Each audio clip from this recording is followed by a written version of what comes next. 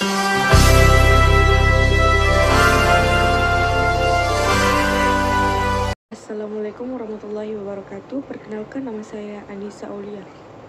Di sini saya akan menjelaskan materi mengenai ekonomi mikro.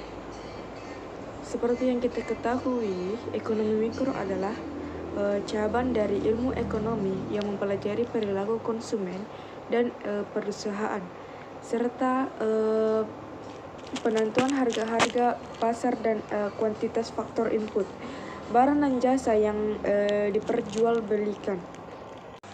Kebutuhan dan rasionalitas dalam ekonomi Islam. Pengertian rasionalitas. Rasionalitas adalah anggapan manusia selalu berperilaku rasional atau masuk akal.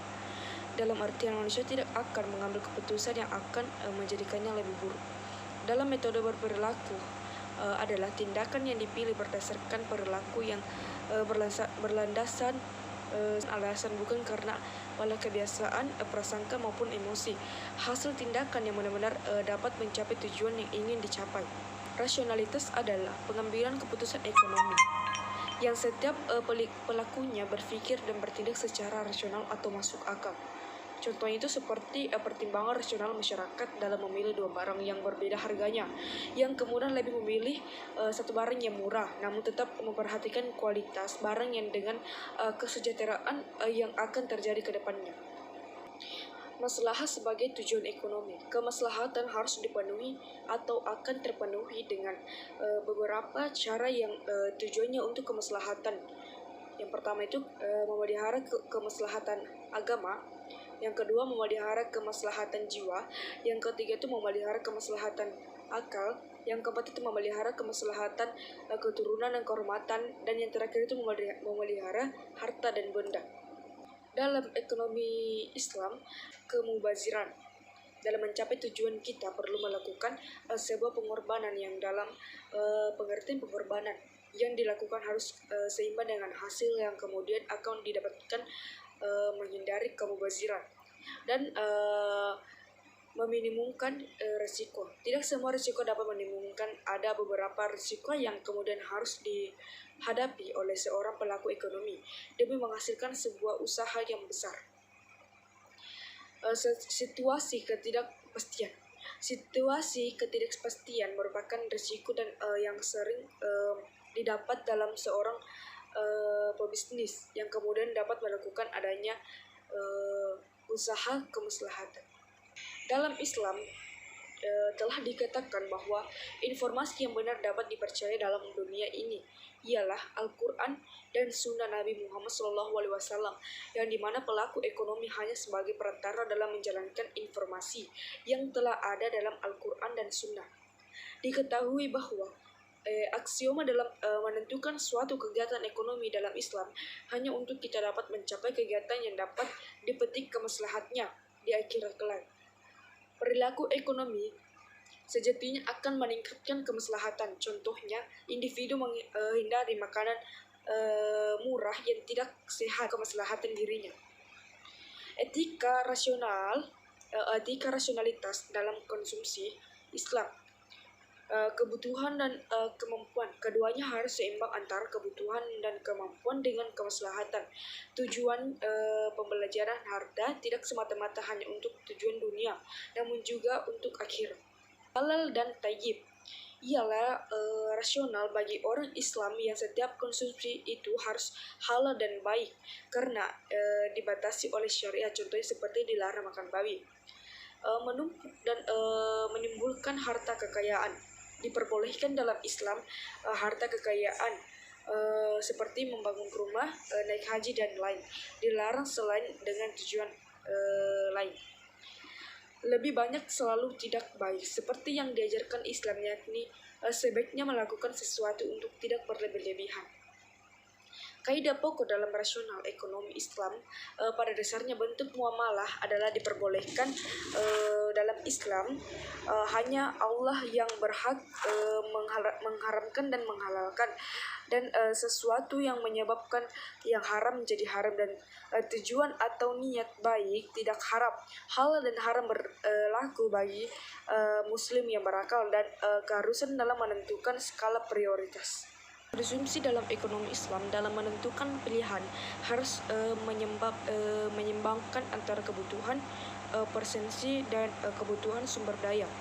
Sehingga tujuan konsumen adalah untuk mencapai kepuasan tertinggi atau dalam Islam disebut maslahatan dan keberkatan. Batasan dalam konsumsi hanyalah anggaran.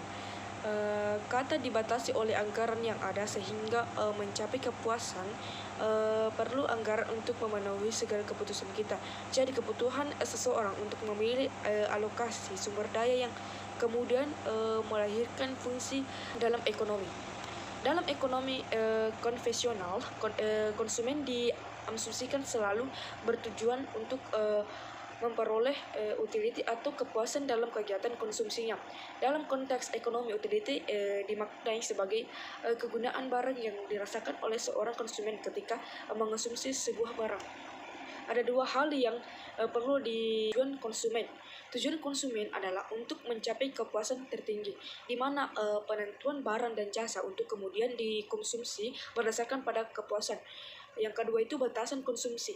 Batasan konsumsi adalah kemampuan anggaran, di mana kemampuan anggaran terbatasi.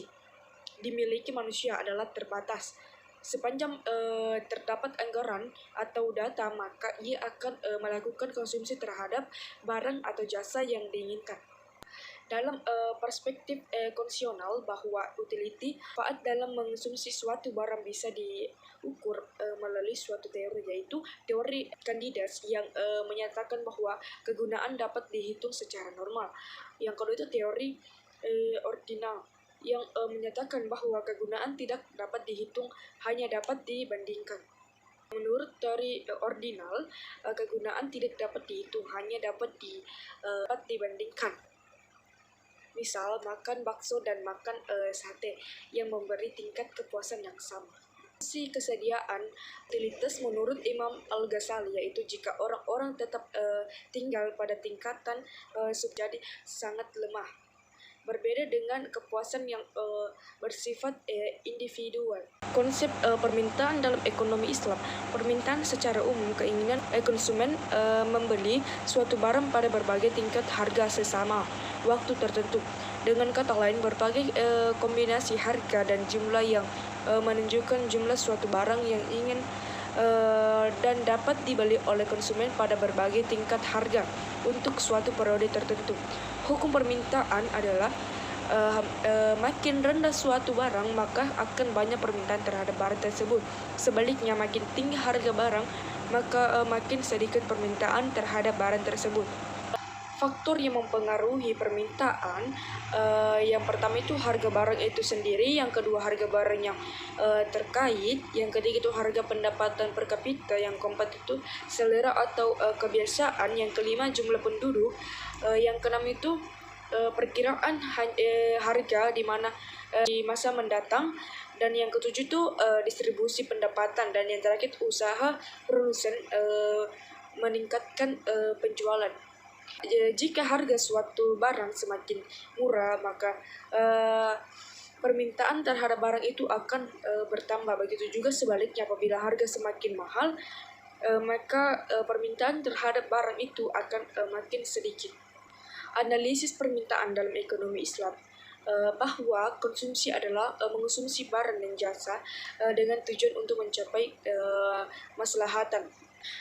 Adapun pendapatan dalam Islam, yaitu pendapatan isu maslahah, dasarkan pada pendapatan pada pandangan bahwa maslahah terutama berkah itu hanya bisa dirasakan namun tidak bisa diatur.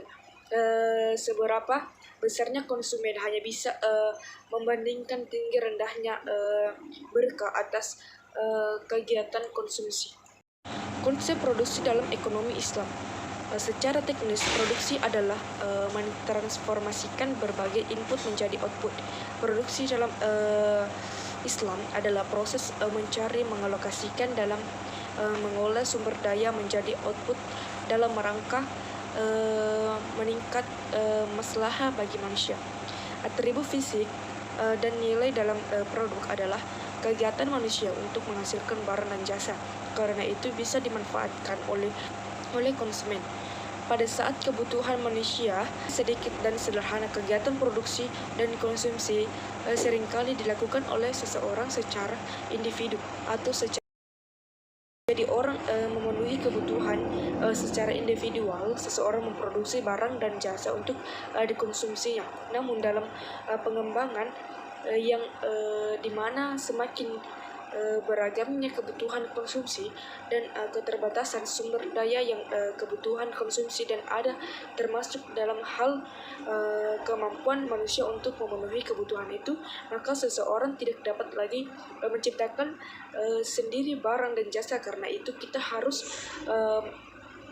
sebagai makhluk yang pasti membutuhkan barang dan jasa pada orang lain. Nilai-nilai Islam dalam produksi yang pertama itu berwawasan jangka panjang, yaitu berorientasi kepada akhirat. Yang kedua itu menepati janji dan kontrak baik dalam lingkup internal maupun eksternal. Dan yang ketiga memenuhi ketepatan kebenaran. Dan keempat itu berpegang teguh pada kedisiplinan dan dinamis. Yang kelima itu memuliakan prestasi atau produktivitas. Yang keenam menghormati bank individu. Yang ketujuh mendorong ekonomi. Yang kedelapan mengikuti syariat sah.